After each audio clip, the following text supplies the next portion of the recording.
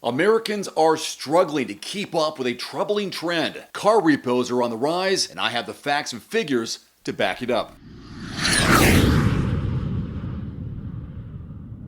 And welcome back to Everyman Driver. Today we need to talk about a growing crisis that is hitting home for millions of Americans.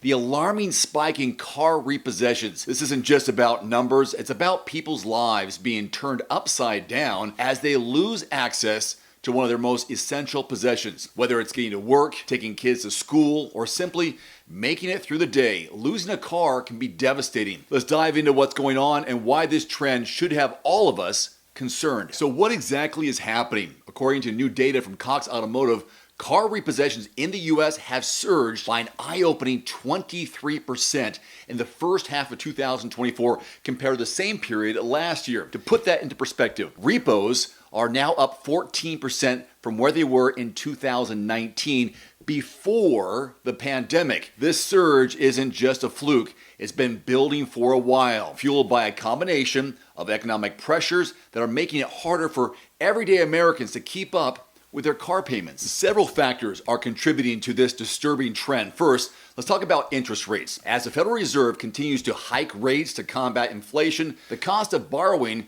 has skyrocketed. The average interest rate on a new car loan has hit a staggering 7.3%, and for used cars, it's even worse, 11.5%. These high rates are pushing monthly payments to record levels, $740 on average for new cars, $552 for used ones. For many households, these payments are simply unaffordable, forcing them to make tough choices about which bills to pay and which ones to let slide. Inflation is another major factor.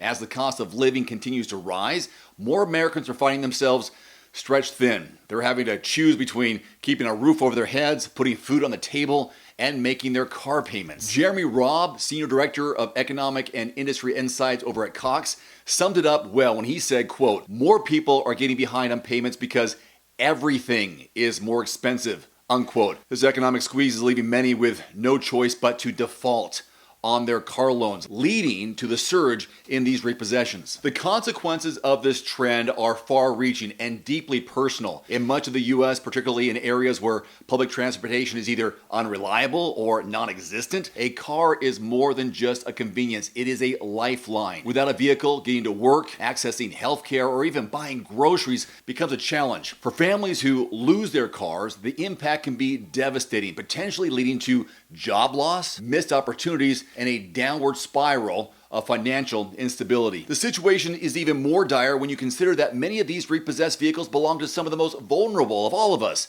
those who were already living paycheck to paycheck before the pandemic hit. During the pandemic, though, many auto lenders were eager to sign people up for loans, often at attractive rates, as stimulus check-wielding buyers flooded the market. But now, with those financial cushions gone and interest rates soaring, the reality of those loans is setting in, and it's a harsh one. What's also concerning is how this repossession crisis is shaping the auto market. While new car prices remain high, with the average price of a new vehicle at $46,644, more Americans are being forced to keep their older cars on the road for longer. According to data from S&P Global Mobility, the average age of vehicles in the U.S. has now increased to 12.6 years, the highest it has ever been. This trend of holding on to older cars is a clear sign that consumers are reluctant or simply unable to take on the financial burden and responsibility of a new vehicle purchase. Yes, even though vehicle prices are starting to trend downward, the reality is that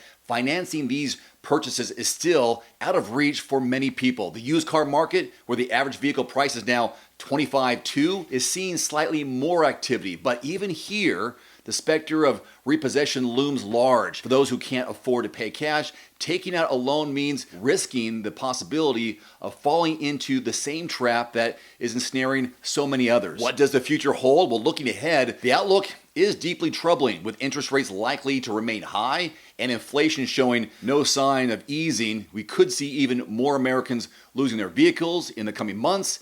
This isn't just a financial issue, it's a societal one. As more people lose their cars, the ripple effects will be felt across communities, from increased unemployment to greater reliance on strained social services. What's more, the rising repossession rates could signal broader economic instability. If more people are defaulting on their car loans, it raises questions about the overall health of consumer debt and the potential for a more widespread financial crisis. It's a situation that demands attention from policymakers, industry leaders, and consumers alike. This surge in car repossessions is a stark reminder of the economic pressures that so many Americans are facing right now. It is a clear sign that the cost of living, coupled with high interest rates, is pushing people to their breaking point. As we move forward, it's crucial that we find ways to support those who are struggling and address the underlying issues driving this crisis. If you're concerned about this issue, please share your thoughts in the comment section below. What do you think needs to be done to address